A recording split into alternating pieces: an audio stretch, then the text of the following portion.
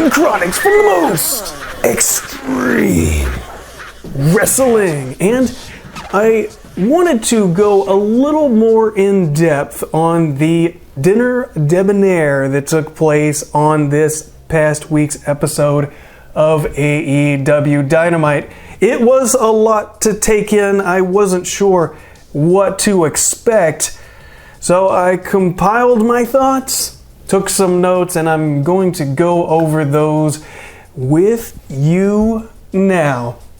On the October 21st, 2020 episode of AEW Dynamite, we witnessed the Jericho MJF Dinner Debonair, a non-stop comedic bit that featured dancing and show tunes. Having humorous moments is nice, but having memorable, impactful, emotional memories are more so. The segment was pretty universally accepted by the wrestling community, by wrestlers themselves. Legends in the business even. Though it was funny in a cringe kind of way, it's not really an endorsement for more segments like this, at least for me. But given the recent track record, it seems that we should expect more segments like this. Why are we seeing skits like this? These comedy skits. Are promos out of date? Are they too old school for AEW? AEW is filming in the same building every single week. People are spending more time in one place than they ever have before. Once the travel schedule picks back up, I expect us to see less of this level of production put into comedy bits, into segments in general. The fact that they are in these same settings every week, they have more time in a stationary place, allows for the propagation of segments like this. Pre-recorded matches and segments only work at this scale without packed arenas. Once the fans pack out arenas again, we will see these segments kind of edged out of our viewing screen. A message is much more effective when you are speaking directly to the people. You're able to pull that emotion out. You're able to see the faces. They're able to see it from you, but we just can't do that right now. They do have fans, a limited amount of fans, but they are so far away. They're essentially watching it on a screen anyways, or at least when it comes to the facial expressions. A dinner debonair, though. But why? Why dinner debonair? Well, Jericho is smart. Everything he does will be in the favor of Jericho. Much like having people sing along to his entrance despite the fact that he is a dastardly heel. He's gonna get himself over, regardless if it makes sense or not. Jericho, who has worked with Orange Cassidy and now MJF, not really because of what they will become, but because they are a hot thing at the moment. And Jericho wants to seize on that opportunity, or squeeze as if it was with Orange Cassidy.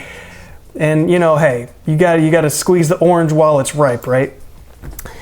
Jericho is less concerned about how green someone is and more so about how much green they can generate for him. So let's examine a little bit of Jericho's self-boosting. He has champagne bubbly to sell. He has bubbly action figures, shirts, all in an effort to boost more merch. You got merch boosting merch. It's in Jericho's interest to push bubbly. Expect more food and drink related matches and segments. A Chris Jericho dinner ice cream social party themed episode of Dynamite is not inconceivable at this juncture. Jericho has showed us his singing skills. Whether his performance is good or it's bad, he is flexing on those who criticize his singing skills on a national television scale.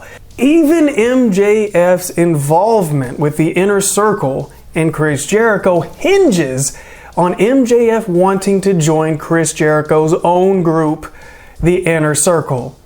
You see, it's all about Jericho. What does MJF get out of these segments? Well, he gets to have fun. MJF gets to express his Seth MacFarlane fandom by singing show tunes. MJF can sing. Well, at least better than Jericho. He can dance, I suppose. I'm no dance critic.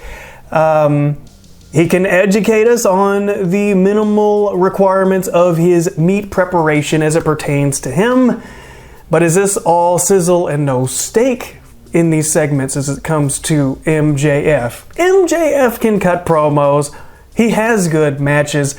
He is a pro wrestler. He is a future top-level star. He could be main eventing AEW now, and in the future, his stock is only going to grow. He's good, and I hope that this Jericho MJF entanglement isn't just for the laughs. This has to go somewhere, leading to Jericho and MJF. It could be stretched out. You could get a Jericho. You could get Jericho's boy Sammy Guevara jealous. He could get some involvement. You know, it's really too early to call exactly where they are going with this. Although I really don't see MJF actually joining the Inner Circle. There's a little too much ego going on at the same time as it pertains to that group.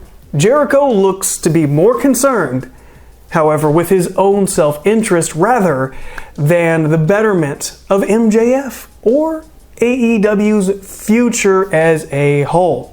Jericho is a legend. He is one of the last Monday Night War veterans still in active duty. As an active wrestler, he ought to worry about his own standing position.